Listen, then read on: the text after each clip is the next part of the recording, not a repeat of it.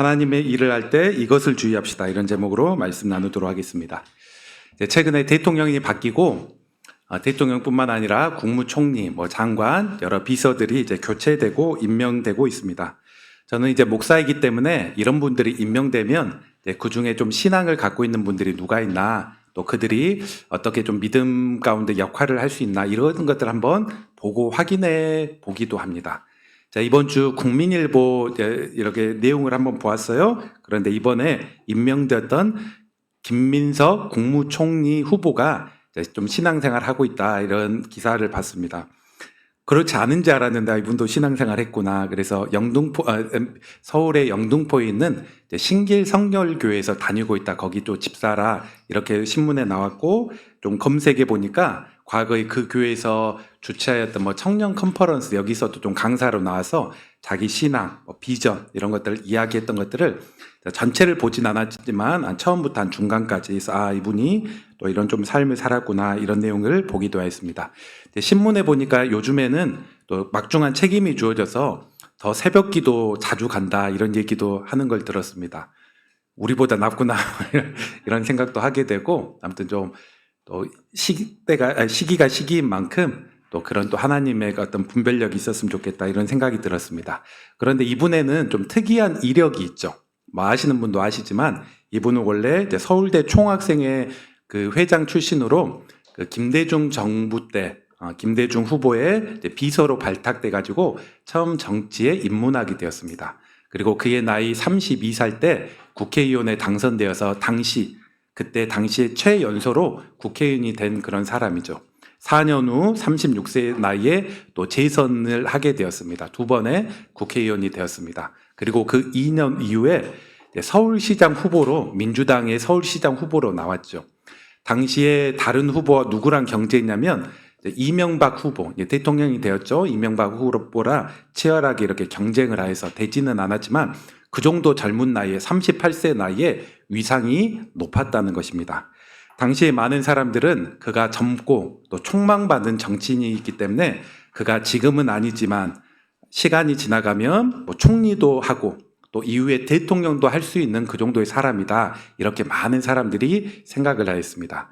그런데 그가 이제 이후에 정치에 큰 시련을 겪게 됩니다. 이제 그 바로 1, 2년 이후에 대통령 선거가 있었는데, 당시 이제 노무현 후보가 대통령 후보로, 자기 당의 후보로 나왔죠. 그런데 노무현 후보가 지지율이 떨어지자 노무현 후보가 아니라 탈당을 하여서 당시 이제 월드컵 바람을 앞세워서 정몽준 축구협회 회장이 정치인으로서 되게 많이 신임을 받았는데, 그에게 탈당을 해서 그를 지지하고 같이 단일화해가지고 뭔가를 해보려고 적극적으로 움직이게 되었습니다.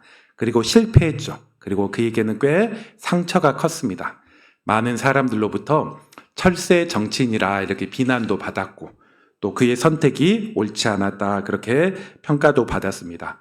그리고 한동안 그는 이런 이력 때문에 국회의원 후보에도 이렇게 국회의원과 경쟁하는 것도 아니고 후보로도, 유력한 당의 후보로도 나올지 못할 정도로 그렇게 어려움을 당했습니다. 18년 동안 정치권에서 잊혀지면서 많은 사람들은 그의 정치 생명이 끝났다, 더 이상 정치할 수 없고 한때 있다가 사라지는 젊은 그런 사람들의 예로 김민석이란 사람이 자꾸 언급되기도 하였습니다.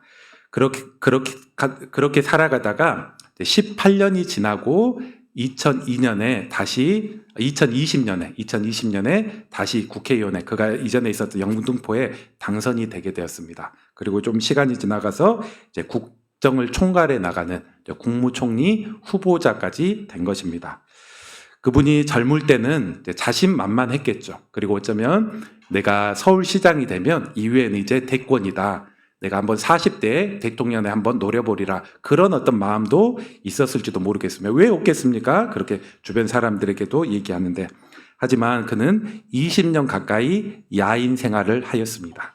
그러다가 겨우 다시 국회의원으로 입문하여서 이제 60이 좀 넘은 나이에 국무총리가 된 것입니다. 제가 누군가 정치인에 대해서 얘기하기는 좀 조심스럽긴 하지만은 또 이렇게 얘기했다가 또 이후에 도덕적으로 좀 흠이 있는 그런 경우가 많아가지고 되게 조심스럽긴 하지만, 그가 만약 후보의 이름 딱 떼가지고 총리로 임명이 된다면 요셉이 그러했던 것처럼 하나님의 지혜 구하고 또 하나님의 지혜로 바르게 또 이 땅을 다스려 나가는 그런 정치인, 총리가 한번 되도록 또 기도해 보기도 합니다. 우리는 이제 지난 시간에, 지난 주일에 모세에 대해서 한번 듣게 되었습니다. 모세가 태어날 때 어떤 일이 있었나요? 애굽왕 바로가 지독하게 히브리인들에 대해서 핍박하더니 이제는 남자만 태어나기만 하면 다 나일강에 버리는 그런 명령, 그런 법의 조치를 취하였습니다. 그래서 모세가 태어났을 당시 모세는 꼼짝없이 죽은 목숨인데 또 하나님의 귀한 섭리로 인해서 그가 죽지 않고 이제 이집트 공주 가운데 발견이 되어서 그의 양자가 되고 그리고 그의 친어머니가 그의 보모가 되어서 정말 정성 다해서 그리고 히브리인의 가치관 가운데 이 모세의 어린 시절을 키워가는 것들을 보았습니다. 그리고 이제 오늘 본문 시작되는 그런 본문 2장 11절에 보면 그가 장성하였다 얘기합니다. 그의 나이가 몇 살이 되었냐? 약 한 40세 정도가 되었습니다. 그리고 그가 뭔가 의식이 깨어 있어서 자기가 히브리인 하나님을 믿는 사람인데 이때 하나님의 일을 한번 해보리라 하면서 이것저것 시도를 해보는데 그 결과는 크게 실패하게 되었습니다. 마치 이제 총리가 뭔가 젊을 때 이것저것 해봐야 되겠다 했는데 실패했던 것처럼 더 큰 싸늘한 실패를 하게 되었습니다. 그리고 실패뿐만 아니라 히브리인들을 보호해 주려다가 사람을 죽이기도 하고 이런 일이 발각되어서 왕의 핍박, 또 왕의 목숨이 또 해하게 될까봐 그가 멀리 도망가 버리는 도망자의 그런 삶을 살아간 것입니다. 광야에서 그렇게 40년, 나이 80세 될 때까지 그의 인생은 그렇게 많은 사람들의 기억 가운데 사라지게 되는 게 오늘 본문에 나옵니다. 우리가 오늘 본문을 보면서 이런 일들은 모세에게뿐만 아니라 한번 우리 자신을 한번 돌아볼 수 있을 것입니다. 우리도 하나님의 일을 해야 될 때가 있고 또 하나님 향한 선한 의욕을 가지고 뭔가를 시도해 나가려는 그런 삶이 과거에도 있었고 앞으로도 있을 것입니다. 그런데 여러분은 하나님의 일을 하다가 항상 좋기만 했나요? 우리가 그러지는 않을 것입니다. 하나님의 일을 하다가 혹 주저앉거나 혹은 실패했다 혹은 이런 일로 인해서 낙심하고 아무것도 하기 싫다 이런 일들이 과거에도 있었을 것이고 앞으로도 이렇게 살아가면서 이런 일이 혹 있을지도 모르겠습니다.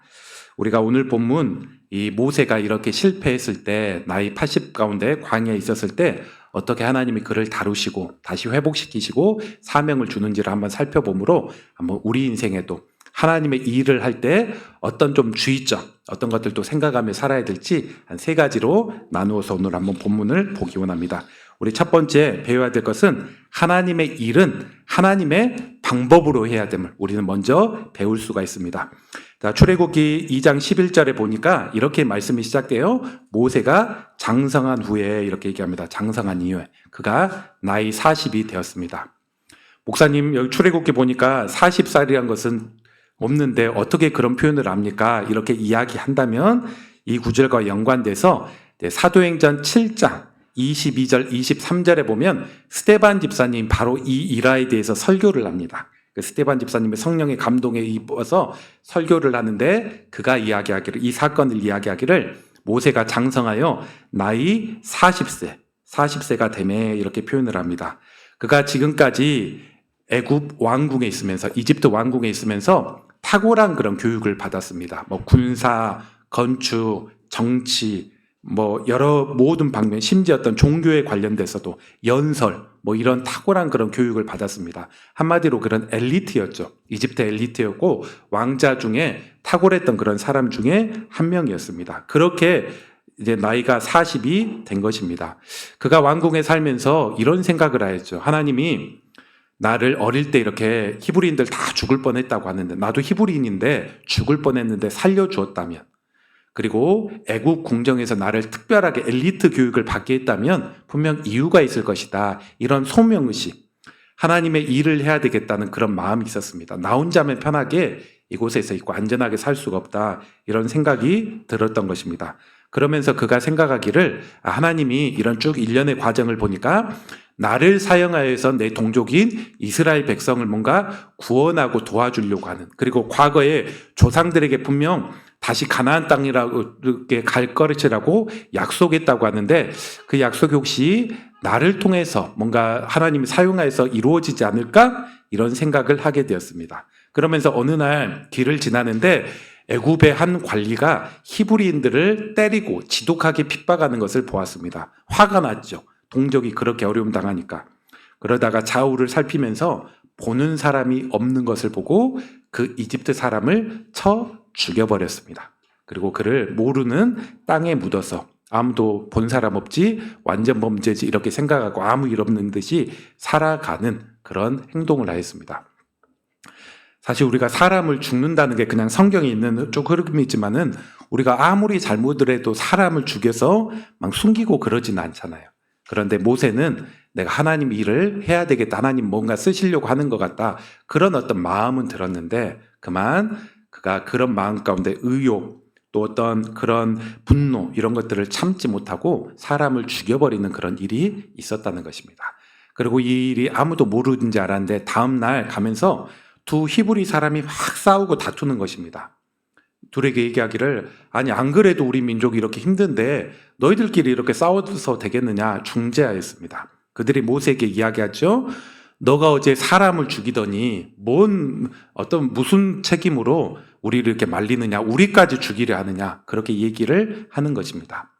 아무도 모르는지 알았는데 보는 사람이 있었구나. 그리고 이 소문이 애굽 사람에게까지 알려주겠구나. 이런 두려움이 있었습니다. 실제 바로에게까지 왕에게까지 이 소식이 알려지고 바로는 좀 모세에 대해서 평소에 안 좋은 마음이 있었는지 모세를 죽이려 하였습니다.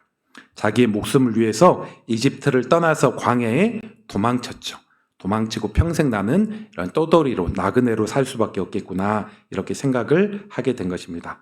한번 모세를 지금까지 한번 쭉 과정을 한번 생각해 보십시오. 모세는 분명 선한 동기가 있었습니다.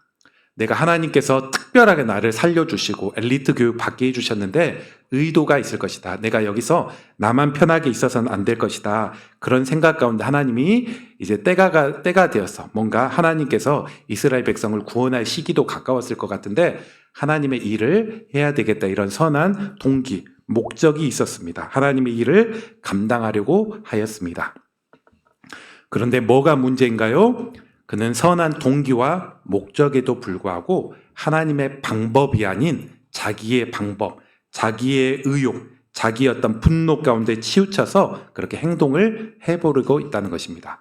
뭔가 그런 좋은 마음이 든다면 하나님께 묻기도 하고 또 주변에 상의도 해나가면서 내가 하나님의 일을 하고 싶은데 어떻게 해야 됩니까? 이런 조언도 구하면서 기도하며 뭔가 일을 해야 되는데 자기가 감정적으로 격해서 사람들 죽여버리고 자기 나름의 방법으로 이집트에서 배웠던 세상적인 방법으로 뭔가를 도모하려는 그런 모습들이 나타났다는 것입니다. 제대로 될 리가 없죠.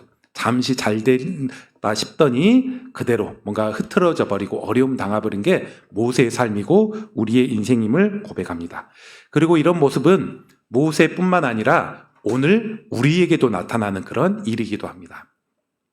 제가 과거에 어떤 한 성도님이 있었는데 이 성도님이 이제 전도의 임원을 맡게 되었습니다. 제가 알고 있는 그 성도님은 되게 좀 성격적으로 나이스하고 또 자기가 맡은 것들 좀 선하게 감당해 나가는, 성실하게 감당해 나가는 그런 분이었습니다. 그런데 그가 전도의 임원을 하고 또 뭔가 회장을 맡으면서 주의 사역을 좀 더 성실하게 또 잘 감당해야 되겠다 그런 의욕이 좀 컸는지 사역을 감당해 나가면서 자꾸 좀 고집을 피우고 자기 방식대로만 끌어가려고 하고 안 되니까 주변 가까웠던 사람들하고도 좀 마음이 좀 안 좋아지고 그런 모습들이 있기도 합니다.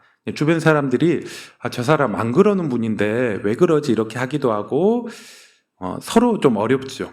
이 임원, 이 회장님은 다른 사람들이 자기의 좀 잘 안 따라준다고 힘들어하기도 하고 또 다른 분들 입장에서는 너무 과거에 했고 현재 해왔던 그런 모습들을 이해하지 못하고 자기 방식으로만 뭔가 결정해버리고 해버린다고 하면서 소통이 안 된다 이렇게 하면서 서로 답답해 나가다가 이제 지쳐버리는 어떤 그런 상황들 이런 상황을 듣기도 하였습니다. 그리고 또 어떤 경우는 아주 오래전 일이긴 한데 제가 알고 있던 어떤 자매가 이제 청년부에서 이제 부회장이 되었습니다. 그러면서 부회장 되어서 나름 교회를 또 잘 섬겼으면 좋겠다. 또 교회 부서가 청년부가 더 잘 되고 부흥됐으면 좋겠다. 이런 모습으로 선하게 사역하고 또 안 보이게 섬기고 뭔가 공백이 있다면 에이, 내가 다른 사람에게 맡겨버릴 것보단 내가 좀 더 해버리지 이런 마음으로 많이 헌신하고 힘썼습니다. 회장 오빠를 도와서 최선을 다했습니다. 그런데 다른 사람에게는 이야기하지 않았지만 점점 지치는 거예요. 고갈되는 것입니다.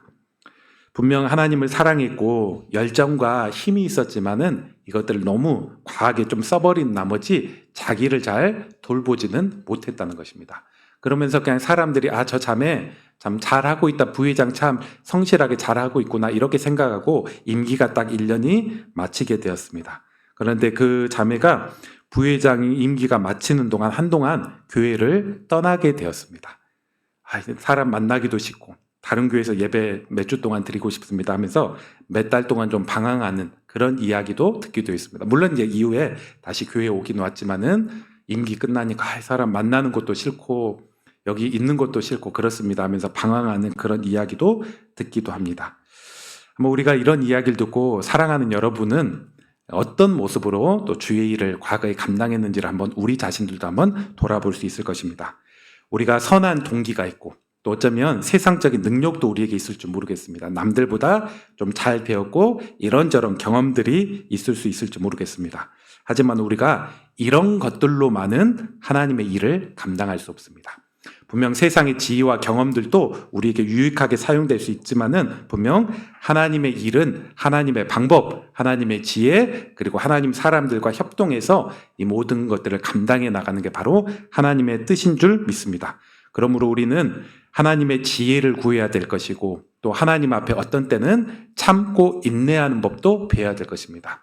그러면서 이게 정말 하나님 보시기에 맞냐? 불법이나 또 하나님 기뻐하지 않은 그런 모습은 없나? 이런 것들도 우리가 돌아보며 또 이렇게 하나님 의지해 나가며 감당해 나갈 때 그 섬김을 통해서 하나님께서 영광을 받으실 것이고 우리의 신앙도 더욱더 세워지고 성장해 나가게 될 것입니다. 우리가 한번 생각해 봅시다. 하나님 일은 어떻게 하는가? 하나님 방법으로, 하나님의 지혜로, 하나님 의지하면서 해 나가는 것이다. 애굽의 왕궁의 힘으로 그런 지혜로만은 감당할 수 없다. 이를 우리 기억하는 우리 성도들 되시기 바랍니다. 두 번째, 하나님의 일은 또 어떻게 감당하느냐? 하나님의 일은 때로는 실패와 그리고 기다림 가운데 감당하는 게 바로 하나님의 일입니다. 자, 모세가 이제 광야로 도망쳤습니다. 도망쳤지요? 그런 다음에 어쩌면 모세가 조금 시간이 있으면 돌아올 수 있겠지 이런 생각을 했을지도 모르겠습니다. 그런데 그 시간이 아주 길어집니다. 어쩌면 하나님이 부르지 않았다면 죽을 때까지 광야에서 이집트와 무관하게 광야에서 살았을지도 모르겠습니다. 그가 어찌하다가 이제 광야로 나아가서 한 여인을 만나게 되었는데 그 여인에게 또 짐승에게 물을 주다가 그게 인연이 되어서 어찌하게 이게 참 좋은 인연이죠. 인연이 되어서 그 여자 중에 한 명과 결혼을 하게 되었습니다. 그리고 그 집에 가보니 그는 미디안 지방의 제사장으로 좀 유력한 그런 사람이죠. 그에게 7명의 딸들이 있었는데 그 중에 십보라라는 그런 딸을 모세에게 주므로 제사장의 사위가 되고 그 지역에서 이제 목자로서 살게 되었습니다. 아는 사람 한 명 없음에도 불구하고 이제 제사장의 사위가 되어서 목자로서 쭉 이렇게 살아가는 그런 형편이 된 것입니다. 그러면서 이제 2명의 아들을 낳았죠. 2명의 아들을 낳았는데 첫 번째 아들은 게르솜, 나그네 그런 뜻입니다. 내가 이곳에서 나그네 되었다. 둘째 아들 낳았는데 엘리에셀, 하나님이 나의 도움이시다. 내가 이곳에서 나그네이지만 그러나 하나님께서 계속 나를 돕고 계시다. 신앙 변하지 않고 미디안 갔다고 할지라도 변함없는 그런 아들들의 이름 가운데 하나님을 그래도 신뢰하고 붙잡는 그런 모습을 엿볼 수 있습니다. 그의 현실은 이제 더 이상 이집트의 왕자가 아닙니다. 애굽에서 잘 나간 똑똑한 엘리트도 아니고 탁월한 히브리인들과 다른 어떤 능력을 갖고 있는 그런 사람도 아닙니다. 이제부터는 이름 없는 목자일 뿐입니다. 매일마다 뜨거운 태양 아래서 양을 돌보고 황량한 광야에 다니면서 이 짐승을 돌보는 그런 삶인 것입니다. 세상적인 관점에 보면 이렇게 생각할 수 있겠죠. 사람들은 모세 이제 끝났다. 더 이상 그가 갖고 있는 권력, 능력 없다. 점점 사람들에게 그의 이름은 잊혀질 수밖에 없었습니다. 제기 불가능하다. 그는 더 이상 이 땅에 놓을 거 없는 사람이다. 이렇게 애굽 여러 유력한 사람도 생각했을 것이고 히브리인들도 그렇게 생각했을 것입니다. 이렇게 그의 나이 80될 때까지 40년 동안의 시간이 지나가서 그의 이름은 하나님 제외하고는 다 잊혀지게 되었습니다. 그런데 이 40년의 기간들을 한번 돌아보면 이게 과연 하나님 앞에 또 모세 앞에 무의미한 시간, 그냥 아무것도 아닌 시간이었을까요? 결코 성경을 보니까 그렇지 않는 것을 보게 됩니다. 하나님께서 다듬는 시간이고 그가 하나님 앞에 깎여지고 준비되는 시간, 비로소 하나님의 사람, 하나님의 방법으로 쓰임받을 수 있는 그런 준비가 되어가는 그런 시간이 그의 나이 40부터 80까지임을 보게 됩니다. 그는 이곳에 머무르면서 겸손을 배웠고 인내라는 것을 배웠습니다. 하루 종일 사람도 어떤 날은 몇 주 동안은 사람도 잘 안 보이고 동물로만 함께 있다 보니까 자기의 힘도 빠지게 되고 인내, 또 어떤 성실, 또 겸손 이런 영역을 배웠을 것입니다. 그가 40세 나이에 만약 이스라엘을 한번 인도해 봤다고 한번 생각해 보세요. 그렇다면 우리가 이후에 우리 출애굽기 뒷부분 우리가 알고 민수기 부분 아는데 이스라엘 백성이 얼마나 속썩이고 불순종하였습니까? 힘들면 하나님 원망하고 앞에 있는 모세 원망하고 아마 모세의 40세 나이라면 자기도 혈기가 있었기 때문에 아마 사람들하고 계속 싸우고 정죄하고 앞을 향해 나아가지 못하는 그런 모습이 딱 되기 쉬웠을 것입니다. 그런데 그의 80세 나이는 그러지 아니하였습니다. 민수기서 12장 3절에 보니까 모세의 성품에 대해서 이렇게 얘기하기를 그는 모든 사람보다 지면에 있는 모든 사람보다 그의 온유함이 더 승하더라 더 크더라. 모세에 대해서 이렇게 얘기합니다. 다른 어떤 사람보다도 온유한 태도를 이제 가졌고 분노를 다스릴 수 있었습니다. 겸손하였습니다. 그리고 무엇보다도 이곳에 있으면서 광야에서 살아가는 법, 지리, 그리고 그가 지금 이제 3장에서 볼 거지만 그가 호렙산이라는 곳에서 호렙산이 이제 신의 산이라고도 다르게 표현됩니다. 호렙산, 신의 산에서 하나님의 부름을 받았는데 이제 이스라엘 백성이 쭉 이끌고 어디로 나가느냐? 자기가 딱 부름받은 가장 지리를 잘 알고 있는 그 신의 산 호렙산에 와서 이스라엘 백성들을 함께 와서 그곳에서 하나님과 언약했고 십계명도 받았고 그거에서 10달 정도 머무르면서 그곳에 살았죠. 이런 어떤 지리, 광야에서 살아가는 법, 이스라엘 백성을 인도하기 위한 그런 모든 방법 이런 것들을 자연스럽게 터득하게 되었습니다. 히브리인들은 이집트의 고센이라는 지역에서만 살고 있기 때문에 광야의 생활을 어떻게 살아야 될지를 알지 못하죠. 지리는 더더욱 알 수 없습니다. 물론 하나님이 불기둥과 구름기둥으로 그들의 앞길을 인도하긴 했지만 모세는 이 지리에 대해서 알고 있었죠. 먼저 깨닫고 어떻게 살아가야 되는가 이런 것들을 그 나이 40세 이후에 그가 자연스럽게 터득하게 된 것입니다. 즉 하나님은 잠시 실패라고 여겨졌던 모세의 삶 가운데 또 역사에서 배울 것들, 보충해야 될 것들을 더욱더 배우고 또 하나님 안에 아주 유익한 시간, 꼭 필요한 시간이 바로 이 40년의 그런 기간이었다는 것입니다. 우리가 더욱더 성장하는 사람이 되기 위해서 우리 인생에도 회복될 만한 그런 실패가 필요합니다. 재기할 만한 그런 어떤 시행착오가 필요합니다. 그리고 이런 것들은 세상 사람들에게도 이런 것들을 통해서 더욱더 단단해지고 더욱더 강해짐을 볼 수가 있습니다. 우리가 이제 아이폰 만드는 스티브 잡스, 요즘 뭐 아이폰이 좀 힘들다고 해요. AI 시대 때 아이폰 애플이 좀 뒤처진다 뭐 그런 뉴스도 보기도 하는데 그러나 스티븐 잡스가 살아있을 때만 하더라도 이게 완전 센세이션했죠. 우리 손 안에 핸드폰이 다 주어졌구나 이렇게 생각이 들 정도로. 그런데 그 스티브 잡스, 뭐 기술 면에서는 천재적인 그런 사람으로 여기는 그런 사람인데 그에게도 시행착오가 있었습니다. 그는 나이 20세의 나이에 그가 이것저것 만지다가 대학 중퇴하고 애플이라는 회사를 창업했죠. 뭐 창업했다기보다는 자기 집 창고에서 그 컴퓨터 하나 만들어 가지고 이렇게 사업을 이렇게 시작을 했습니다. 그러면서 하루에 뭐 12시간, 13시간 이상씩 이렇게 쭉 마음 맞는 사람하고 일해 가면서 그 회사는 10년 만에 미국에서 유력한 그런 기업이 되었습니다. 애플사는 이렇게 커 나갔지만은 그의 어떤 능력에는 한계치가 도달했죠.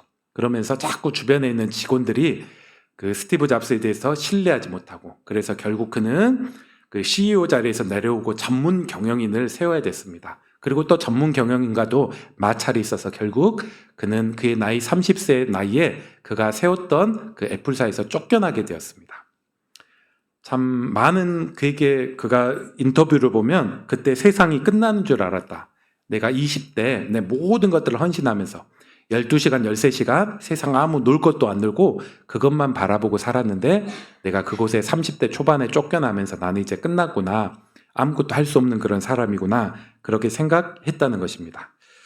그런데 돌아보면 그 이후에 이제 12년 동안 이제 뭔가의 그런 공백이 있었는데 그 12년 동안 그는 또 중요한 그런 시기를 맞았다고 합니다.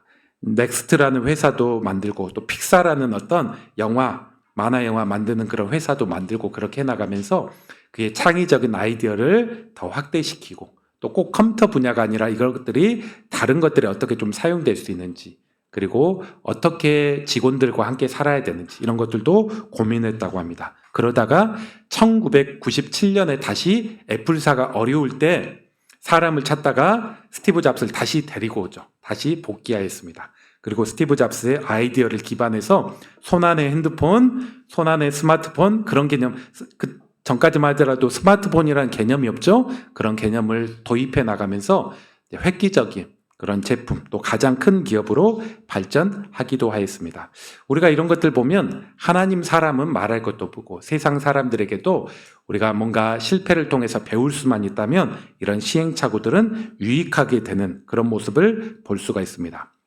베드로전서 5장 6절에는 이런 말씀이 있습니다. 그러므로 하나님의 능하신 손 아래에서 겸손하라. 때가 되면 너희를 높이시리라. 이렇게 얘기합니다. 하나님께서 우리를 낮추실 때가 있습니다. 우리가 그런 낮추심이 있다면 그 낮추심 앞에 겸손하고 성실하게 살아가면 됩니다. 그러면 하나님의 때가 되었을 때 우리를 사용하시고 하나님께서 우리를 높이시고 때로는 세상 가운데서도 유용하게 쓰는 그런 시기가 있는 줄 믿습니다. 여러분에게도 하나님의 일하는 과정 가운데 지금까지 살아오면서 때로는 실패 좌절하기 싫다 이런 마음이 혹 있었을지도 모르겠습니다. 그런데 한번 이것들을 한번 돌아보십시오.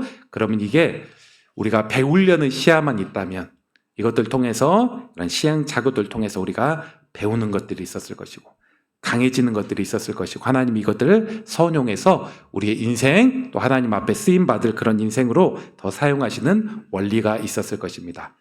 특히 우리 학생들, 청년들, 젊은 시기에 그런 시행착오들이 앞으로도 계속 있을 것입니다. 이것 통해서 우리가 배우려고 한다면 하나님은 이것들을 통해 우리를 더 성장시킬 것입니다. 우리는 아무리 실패해도 끝나는 인생이 아니잖아요. 하나님 안에 있기 때문에 우리를 반드시 아무리 끝장난 것 같고 아무리 모든 거 한 것 같지만 하나님의 책임 안에 하나님의 손 안에 있는 백성이기 때문에 분명 다시 일어날 수 있는 그런 사람일 것인데 이런 것들을 잘 또 사용하여서 더욱더 도약해 나가고 하나님 쓰임받기 합당한 그런 인생 되시기 바랍니다. 한 가지 세 번째로 하나 더 나눠본다면 하나님의 일은 우리가 어떻게 하느냐. 하나님의 일이라는 것은 하나님의 부르심, 하나님의 함께함으로 감당해 나감을 우리는 배우게 됩니다. 자, 2장 마치고 이제 3장 내용 잠깐 한번 언급해 보겠습니다. 자, 3장 가면 이제 모세의 나이 80세, 지금 시내산 호렙산에서 양을 치고 있습니다. 양을 치고 있을 때 그가 신기한 광경 하나를 목격하게 돼요. 한 떨기나무가 있었는데 이 떨기나무에 불이 붙었다면 나무가 타버려야 되는데 나무가 타지 않고 불만 붙어 있는 것입니다. 참 희한하다, 신기하다 이렇게 하면서 그것을 가까이 보기 위해서 쭉 그 앞으로 가게 되었습니다. 그때 하나님께서 천사를 보내시고 하나님께서 임재하여서 모세에게 말씀하셨죠. 여기서 이제 불 붙는 떨기나무라는 것은 하나님의 임재를 상징해 나갑니다. 하나님 보통 불로 불이라는 것을 통해서 하나님이 그곳에 계시다 이렇게 많은 상징적으로 나타냈는데 이 불 통해서 타지 않는 떨기나무 그 불을 통해서 하나님이 지금 그곳에 계시다 이를 이야기했죠. 하나님이 천사를 통해서 이야기합니다. 이곳에 지금 하나님이 계시고 하나님이 계시기 때문에 거룩한 아주 깨끗하고 거룩한 땅이기 때문에 너의 신을 벗으라 이런 이야기를 합니다. 신을 벗은다, 그냥 발로 서 있는다. 이것은 우리가 하나님은 거룩하지만 우리는 더러운 죄인임을 고백하고 하나님 앞에 겸손히 선다는 그런 의미일 것입니다. 모세는 이런 이야기를 듣고 자기의 신을 벗고 그 앞에 하나님 앞에 겸비된 그런 모습으로 서 있습니다. 그때 하나님이 3장 6절 이렇게 얘기해 줍니다. 하나님이 어떤 분인지 얘기합니다. 내가 누구인지 아니? 나는 너의 조상이었던 아브라함 하나님, 이삭, 야곱의 하나님이고 그들에게 약속했던 것들 기억하고 이루시는 하나님이야. 그리고 내가 그 약속을 이제 이룰 거야 하면서 조상의 하나님, 약속을 이루시는 하나님 이를 이야기합니다. 내가 너를 이집트 바로 왕에게 가서 이스라엘을 이제부터 구원하게 할 것이다. 그리고 이스라엘 백성은 바로 이곳, 너가 부름받은 바로 이곳에 다시 와서 나를 예배해 나가는 그런 어떤 상황들이 몇 달 이후에 벌어지게 될 것이다. 이렇게 말씀합니다. 40년 전에 혈기가 있을 때는 자기가 이스라엘을 뭔가 구원할 수 있을 것이다. 하나님이 자기를 사용할 것 같다. 이런 생각으로 살았습니다. 하지만 그렇게 하려고 하다가 실패를 했는데 지금은 완전 상황이 바뀌어져서 하나님이 그를 부르시고 내가 너를 사용하겠다. 내가 너와 함께하겠다. 그렇게 말씀하신 것입니다. 이런 말씀을 들었을 때 모세의 반응이 어떻게 했을까요? 아멘입니다. 40년 전에 못했지만 드디어 때가 되었군요. 이게 아니지요. 그는 이렇게 이야기합니다. 11절 보니까 내가 누구이관데 누구이기에 왕에게 가겠습니까? 이스라엘 백성이 과연 내가 이렇게 얘기한다고 해서 꿈쩍이라도 하고 내 말 듣겠습니까? 내가 누구이기에 이런 이야기를 합니다. 이 말은 단순한 겸손함의 고백이 아니라 정말 그의 어떤 무능함, 부족함에 대한 솔직한 고백이었습니다. 40년 동안 양만 보고 광야에 살아갈 때 40년 전에 있었던 자신감도 다 잃어버렸고 심지어 그는 많은 사람들 앞에서 말하는 법도 잃어버렸습니다. 그래서 그가 계속 하나님이 가라고 할 때 자꾸 핑계대고 못 간다고 또 얘기하는 것 중에 하나가 저는 말을 할 줄 모르는 사람입니다. 여러 사람들 앞에 가면 떨리기도 하고 조리 있게 이제 말하는 법도 잃어버려서 말도 잘 못합니다. 제가 그런데 어떻게 그 두려운 바로에게 가서 말을 하고 이스라엘 많은 사람들 가운데 말을 할 수 있겠습니까? 이렇게 완전히 꺾여버린 어떤 자신감 없는 그런 모습으로 살아가는 그런 모습을 보게 됩니다. 어쩌면 이것은 모세의 인간적인 모습이고 당연한 반응이라고도 할 수 있겠습니다. 그리고 우리 역시 우리도 이럴 때가 많습니다. 하나님이 맡기려고 하면 저는 능력도 없고 제가 누구이기에 저보다 좀 더 괜찮은 사람 많은데 혹은 다른 사람은 추천 못해도 제가 그 큰 일을 과연 저는 게으르고 무능하고 부족한데 제가 그거 100 정도라면 저는 50도 못하는 사람인데 제가 어찌 그것들 감당하겠습니까? 하다가 지쳐버리고 제대로 하지도 못하는 그런 사람이 되지 않겠습니까? 이렇게 우리 역시도 반응할 때가 많이 있습니다. 그런데 하나님은 계속 이렇게 얘기하죠. 하나님 모세에게 너를 보지 말고 나를 봐라. 너를 부른 나를 봐라. 이렇게 계속 이야기합니다. 나는 너의 조상의 하나님, 언약을 신실하게 지키는 하나님이라 이렇게 이야기합니다. 그러면서 어떻게 내가 너와 함께 할 거다. 어디 가든지 너와 함께 할 거야. 이렇게 얘기하면서 그에게 표적을 보여줍니다. 너가 이 표적을 통해서 내가 너와 계속 함께 할 거라는 거 또 주변 사람들에게도 알려줘라 하면서 표적 중에 하나, 하나님 이름이 뭔지 알려줘라. 이전에는 하나님 이름이 뭔지 몰랐어요. 그런데 여호와라고, 여호와인데 이 이름을 다른 사람들에게 알려줌으로, 이스라엘 백성에게 알려줌으로 하나님이 나를 불렀다는 것을 알려줘. 너 지금 손에 있는 거 뭐냐? 지팡이인데요. 지팡이를 던져라 하면서 뱀으로 바뀌고 또 손에 어떤 나병이 생기기도 하고 치유되기도 하고 이런 표적을 통해서 하나님이 너와 함께 하시고 부르신 것들이 사실인 것들을 표적임을 알려주라 이렇게 얘기합니다. 그리고 말을 자꾸 못한다고 하니까 너 친형인 아론은 말 잘하지 않느냐? 너의 친형을 대리인으로 대변인으로 세워줄 것이다 하면서 그가 없다고 하는 것, 부족하다고 하는 것을 자꾸 채워주시는 그런 하나님이심을 보게 됩니다. 우리를 부르신 하나님은 우리를 부르기만 하고 나 몰라라 하시는 분이 아닙니다. 우리에게 분명 사명을 주시고 부르시고 어떤 것들을 인도해 주셨다면 하나님은 반드시 감당할 힘, 또 어떤 주변의 상황들, 또 어떤 것들을 인도하기에 확신과 표적을 주시는, 우리가 자신감이 없을 때 자신감과 확신을 주시는 분이 하나님이심을 고백합니다. 그렇기 때문에 우리는 하나님의 일을 할 때 자꾸 자기를 보지 말고, 나를 보지 말고 우리를 부르신 분, 그리고 그 부름, 그리고 우리와 함께하는 분을 바라볼 수 있어야 될 것입니다.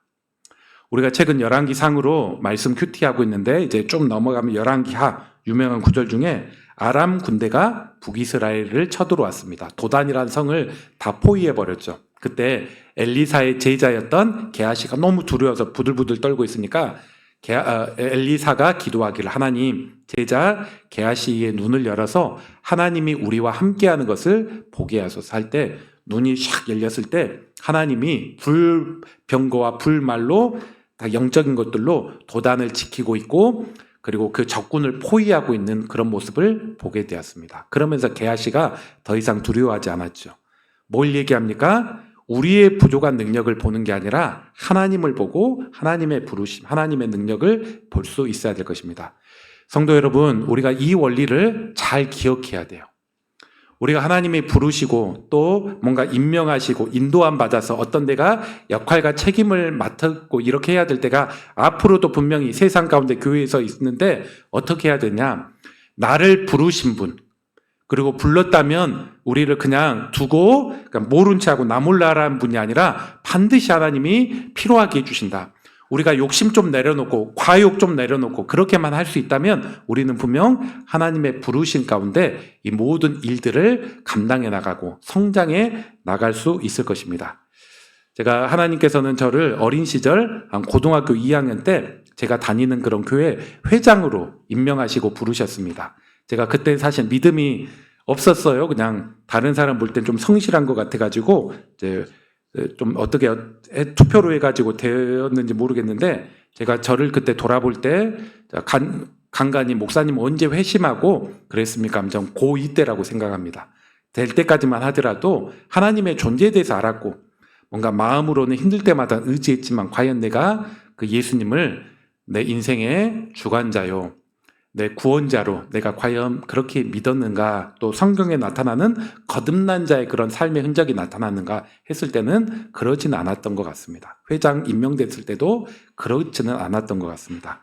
그런데 이렇게 회장이 임명되고 하나님 일해 나가려고 하니까 책임감 때문인지 모임도 안 빠지려고 하고, 조금 더 남들보다 성실하게 더욱더 살려고 하고, 그리고 더 어떤 일이 있으면은 성경 한 장 보고 이렇게 감당해 나가려고 하고, 그리고 좋은 친구들, 특히 자매들, 믿음 좋은 그런 친구들이 몇 명 있어서 저는 그것도 어떻게 해야 될지 잘 모르겠는데 걔네들이 알아서 싹싹 하더니 저한테 조언해줘가지고 잘 감당해서, 제가 어떤 분들은 이것 맡으면서 신앙과 믿음의 열정이 떨어져 버리는 그런 사람도 있는데, 저는 그 회장 임기 마치고 고위 마치고 이렇게 했을 때 정말 많이 성장하였습니다.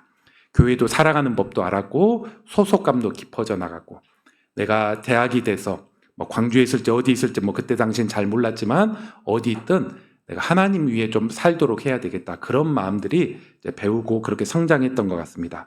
이처럼 하나님의 일을 또 하나님 의지에서 연약할 수 있지만 바르게 감당해 나간다면 우리가 또 성장해 나가고 하나님의 함께 하심을 배우고 느낄 수 있는 것입니다.